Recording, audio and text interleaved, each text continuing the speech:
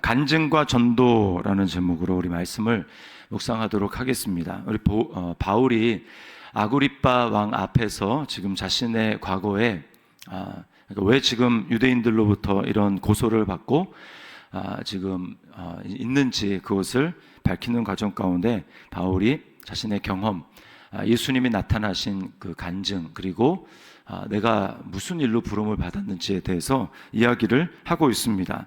이것은 고스란히 우리에게 해당이 됩니다. 내 과거가 어땠는데, 그러나 예수님을 어떻게 만나게 되었고, 그래서 내가 어떤 변화된 삶을 살고 있으며 무슨 삶을 살아야 될 것인가에 대해서 이야기를 합니다. 바울의 과거는 5절에 보면 바리새인의 가장 엄한 파를 따랐다고 이야기를 합니다. 바리새인이었다는 거죠. 또 바리새인이었기 때문에 예수 믿는 자들을 어떻게 박해했는지에 대해서 이야기를 합니다. 나사렛 예수의 이름을 반대하고 대적했다고 얘기를 하고요. 또 예수를 따르는 성도를 옥에 가두고 특별히 스데반이 이제 죽임을 당할 때 자기가 찬성했다, 찬성표를 던졌다라고 10절에서 이야기를 합니다. 그리고 11절에 보면 고문을 통해서 예수의 이름을 모독하는 말을 억지로 하게 했다. 그러니까 예수 믿는 사람들로 하여금 그 말을 하지 않으면 안 되도록, 예수님을 저주하고 모독하는 말을 하지 않으면 안 될 정도로 이제 힘들게 하고, 그런 일을 외국까지 가서, 다메섹이죠까지 가서 자기가 그 일을 했다라고 이야기를 합니다. 여러분, 이게 바로 예수님을 주인으로 인정하지 않으며 진정으로 회심하기 전에 우리의 상태입니다.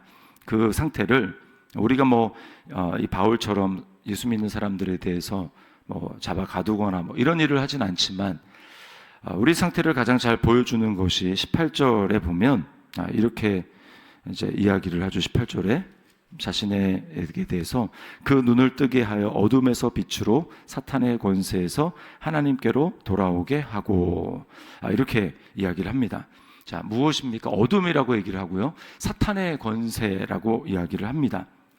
우리의 예수님을 알기 전에, 예수 그리스도를 믿기 전에 우리의 영혼의 상태는 어둠입니다. 어둠, 영혼의 세계에 대해서, 하나님 나라에 대해서 눈을 뜨지 못한 어둠의 상태죠.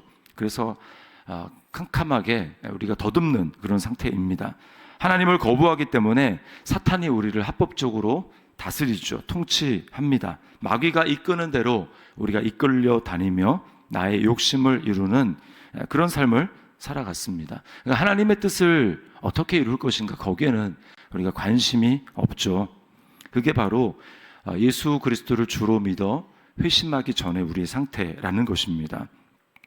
이 세상에서 태어나 이 세상의 영광만을 추구하다가 이 세상과 함께 멸망할 존재가 바로 우리였습니다. 여러분, 얼마나 이게 비참한 상황입니까?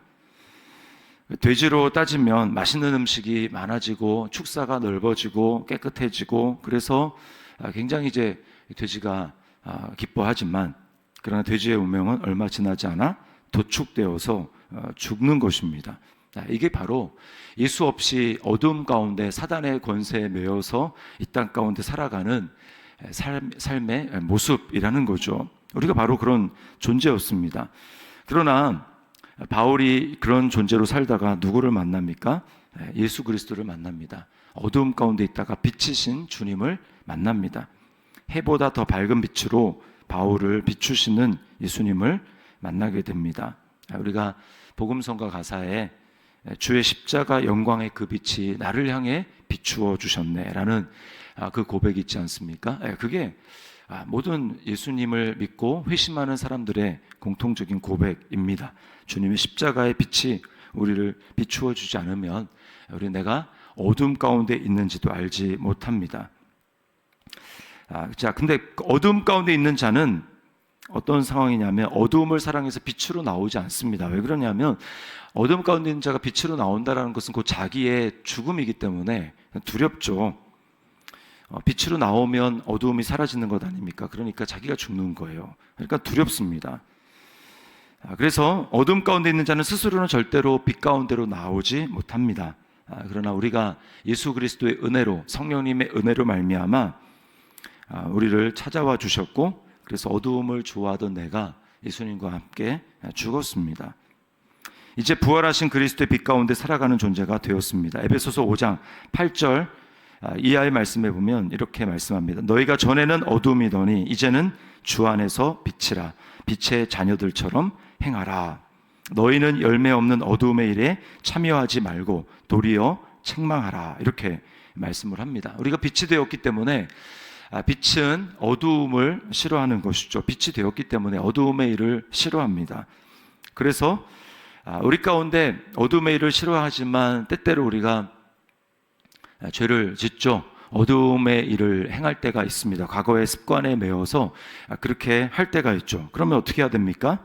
빨리 우리가 돌이켜야 됩니다. 빛 가운데 나의 어두움을 드러내고 폭로해야 됩니다. 이게 바로 회개죠. 회개. 그리고 죄 고백입니다. 숨기지 말고 주님 앞에서 드러내야 합니다. 그래서 에베소서 아까 읽은 그 다음 절인 13절 말씀에 보면 그러나 책망을 받는 모든 것, 즉 폭로하는 모든 것은 빛으로 말미암아 드러나나니 드러나는 것마다 빛이라. 우리 가운데 과거의 습관에 매여 있는 그런 부분들이 있습니다. 그래서 그것 때문에 그 영역은 주님의 통치와 지배를 잘 받지 못하고 빛으로 드러나지 못하고 여전히 어둠 가운데 있어서 우리가 어떤 부분에 있어서는 하나님의 그 은혜를 잘 누리지만 어떤 부분에 있어서는 잘 누리지 못하는 부분이 있습니다. 그 부분이 어둠이죠. 그 부분이 빛이 임해서 하나님의 치유가 일어나야 되는데 그 부분을 우리는 하나님의 은혜를 구하며 우리가 더 빛 가운데 깊이 나가기 위해서 내 마음속에 있는 아직 어두움에 매여 있는 부분, 그것이 상처든 아니면 과거에 부모님으로부터 물려받은 좋지 못한 것이든 이러한 것들을 빛 가운데로 드러내고 성령님이 그 부분에 비추어 주셔서 내가 거기서 자유할 수 있도록 해야 합니다. 하나님의 은혜를 구해야 돼요. 이것이 바로 빛 가운데 점점 나아가는 삶이고 빛을 더 깊이 경험하는 삶인 것입니다. 자, 이렇게 살아가게 될 때 우리는 어떤 사명을 감당하게 됩니까? 오늘 바울이 16절 이하의 말씀에서 이야기하는 것입니다. 16절에 보면 바울을 이제 예수님이 이제 보내셨다고 이야기를 하죠. 어떤 존재로 살아갑니까? 너로 종과 증인을 삼으려 함이니라고 말을 합니다. 자, 예수님을 만났어요. 예수님을 믿었습니다. 그러니까 어떤 일을 하는 것입니까? 이제 증인입니다. 증인. 예수님이 살아계심에 대해서 우리가 말하는 존재죠. 자, 근데 그런 일을 하기 위해서 우리가 꼭 필요한 게 또 종된 자세입니다. 복음을 전하고 복음을 증거하는 그 삶은 내가 높임을 받고 내가 섬김을 받는 존재가 아니라 섬기는 자리입니다. 내가 낮아지는 자리입니다. 그래서 예수님이 뭐라고 말씀합니까? 내가 온 것은 섬김을 받으려 하는 것이 아니라 섬기려 하기 위해서 왔다. 그리고 내 목숨을 많은 사람의 대속물로 주려 함이라 라고 말씀을 합니다. 이게 바로 종된 자세입니다. 내가 예수 그리스도의 복음을 위해서 복음을 증거하고 그렇게 살아가다가 상처를 때로는 받고 또는 안 좋은 소리도 듣고 그런 일이 있을 때 우리가 어떻게 해야 합니까? 종은 마땅히 내가 섬김을 받으려는 것이 아니라 예수님처럼 나를 부인하고 죽는 자리까지, 죽기까지 충성하는 그 자리, 이것이 바로 종의 자세죠. 이렇게 부름받은 것이 바울이고 또 그리스도 안에 있는 우리라고 하는 것입니다. 자, 그런 신분으로 누구에게 보냄을 받습니까? 17절에 보니까 이스라엘과 이방인들이라고 이야기를 합니다. 이스라엘과 이방인, 사람이 정해져 있지 않습니다. 누구에게만 전해야지, 저 사람이 마음에 드니까 저 사람에게만 전해야지, 그게 아닙니다. 때로는 나를 박해하는 사람일 수 있고 때로는 나를 힘들게 하는 사람일 수 있습니다. 대상을 가리지 않고 가야 합니다. 왜냐하면 하나님은 모든 사람이 구원 얻기를 바라시기 때문에 그렇습니다. 우리는 모두에게 가야 합니다.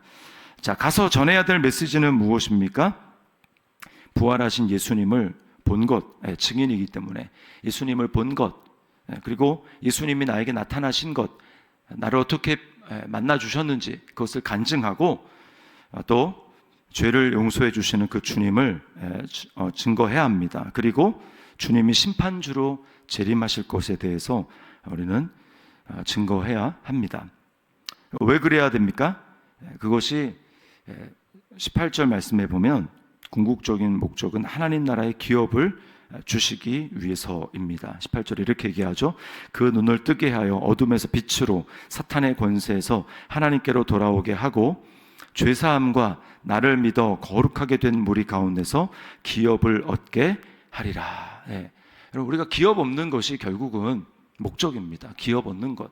예수님 안에서 이미 우리는 구원을 받았지만 우리 구원은 아직 완성된 게 아닙니다. 그래서 우리는 부지런히 이 마지막 날에 내가 얻게 될, 하나님 앞에 얻게 될, 완전히 누리게 될, 차지하게 될 이 기업을 소망하면서 기업의 영광의 소망이 얼마나 풍성한 것인지를 이 땅에서 더 깊이 경험하고 하나님 나라를 소망하며 그 나라를 얻기 위해서 애써야 합니다. 바울이 너희도 얻기 위하여 이같이 다름질하라 이렇게 얘기를 하죠. 운동장에서 달아나는 자들이 다 달아날지라도 상을 얻는 자는 하나인 줄 알지 못하느냐. 너희도 얻기 위해서 이와 같이 다름질하라 라고 말씀을 합니다. 또 예수님은 뭐라고 말씀합니까? 세례 요한의 때로부터 천국은 침노를 당하나니 침노하는 자는 빼앗느니라. 이 말은 우리가 하나님 나라를 정말 얻기 위해서 갈망함을 통해서 그 나라로 들어가야 된다는 것입니다. 예수님을 얻기 위해서 애써야 되고요. 바울 사도와 같이 내가 어떻게든 그리스도의 부활에 이르려 하나니라고 이야기를 하는데 그것은 날마다 주님을 사모함으로 우리 적극적으로 그렇게 나아가야 합니다. 주님은 또 뭐라고 말씀합니까? 너희를 위하여 보물을 하늘에 쌓아두라. 거기는 좀과 동록이 해하지 못하며 도둑이 구멍을 뚫고 도둑질도 못하느니라 라고 말씀을 합니다. 그러므로 날마다 우리가 정말 내가 얻은 이 소망이 영원한 소망, 빼앗길 수 없는 소망이 분명하다면, 이 기업을 얻은 것이 분명하다면 우리는 그 나라를 차지하기 위해서 애써야 된다는 것입니다. 주님이 우리에게 그 요구를 하시는 것이죠. 이것이 바로 구원받은 성도가 살아가야 될 모습입니다. 우리가 예수님을 믿지 않는 사람들에게 주님을 어떻게 만났는지, 그리고 하나님이 요즘 나에게 베풀어 주신 은혜가 어떠한 것인지를 우리는 증거해야 됩니다. 왜냐하면 예수 생명이 내 안에 있기 때문입니다. 또한 그렇게 될 수 있는 비결은 무엇인지 주님에 대해서 우리는 전도하는 삶을, 증거하는 삶을 살아야 할 것입니다. 그리고 우리의 초점은 늘 하나님 나라, 영원히 우리가 기업을 얻을 그 나라를 소망하며 이 땅 가운데 살아가야 합니다.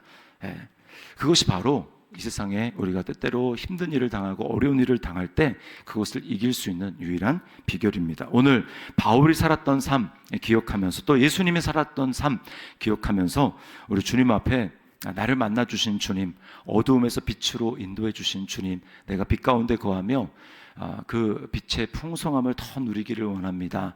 주님, 하나님 나라의 그 소망이 내게 더 분명해지고 또 풍성해지기를 원합니다. 우리 그런 마음을 가지고 주님 앞에 나아가는 이 새벽이 될 수 있기를 주님의 이름으로 축원합니다.